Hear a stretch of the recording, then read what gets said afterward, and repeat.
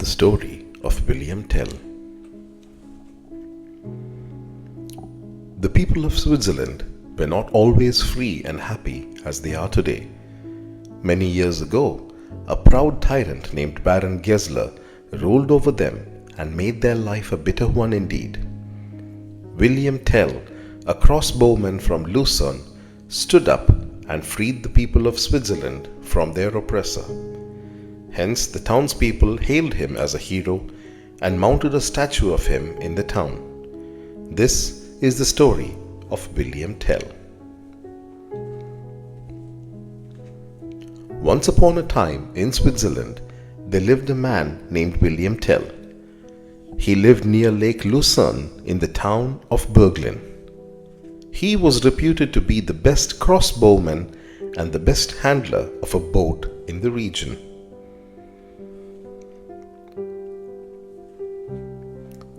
A tyrant called Baron Gessler hailed in the village of Aloud.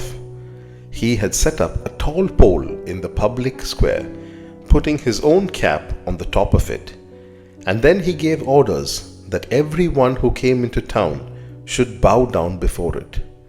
Everyone bowed to his hat as they were all afraid of him.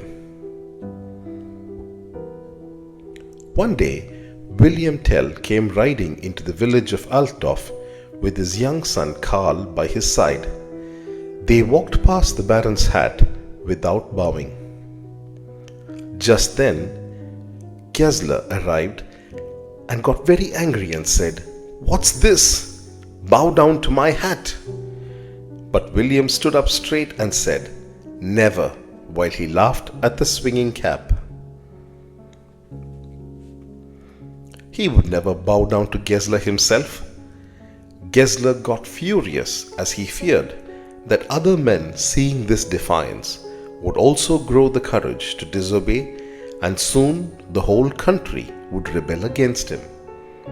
He decided to make an example of William and punish the bold man in front of all the townspeople to show that this disrespect would not be tolerated. "Take him!" shouted Gessler to his men, but William was not afraid. Just then, Gessler looked at the apple in his hand and smiled, for he had a cruel plan in mind.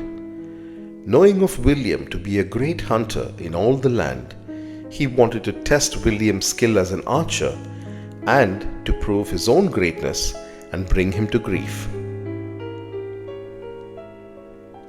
Gessler said, "Shoot through this apple, my friend, and you can live." "All right," said William. "Wait, take the boy to the tree and put the apple on his head," he ordered his men and laughed. William was astonished and begged the tyrant not to have him make this test of his skill. "Say no more," said Gessler.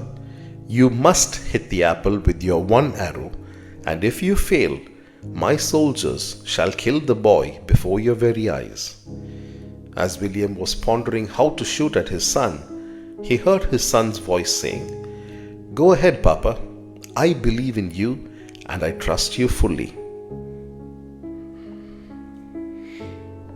Then, without another word, William fitted the arrow to his bow, took aim, and let it fly.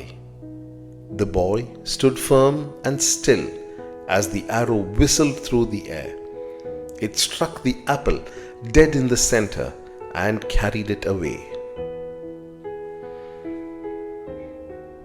As William turned, an arrow which he had hidden under his coat dropped to the ground. "Fellow," cried Gessler, "what did you mean to do with this second arrow?" "Tyrant," was Tell's proud answer, "this arrow was for your heart if I had hurt my child." Gessler's face darkened with anger. Then he said, "Indeed, so long as you are at liberty, I am at risk. I will spare your life, but you shall spend what is left of it in the prison across the lake." The Baron's men then took William to a boat on the lake. "Run, Carl!" shouted William to his son. The people began to throw things at the Baron as they weren't afraid of him anymore. While the boat was on the lake, all of a sudden a bad storm started. "Let's get William to help us," shouted the Baron's men. "He is good with boats." And so they let William steer the boat. William steered the boat towards the rocks, and just as they were about to hit the rocks, Gessler shouted, "What are you doing?" William jumped from the boat into the water as the boat crashed. Gessler and his men were thrown into the water. "You're a dead man, William Tell," shouted Gessler angrily, "and every man, woman, and child in the town must die with you too." William said nothing, but calmly and steadily took an arrow and shot Gessler, putting an end to the evil tyrant. When the townspeople heard this news, they knew that William had set their country free and praised him as a hero. Some of the townspeople wanted to make him king, but William refused the offer. Hence, the townspeople hailed him as a hero and mounted a statue of him in the town. The end.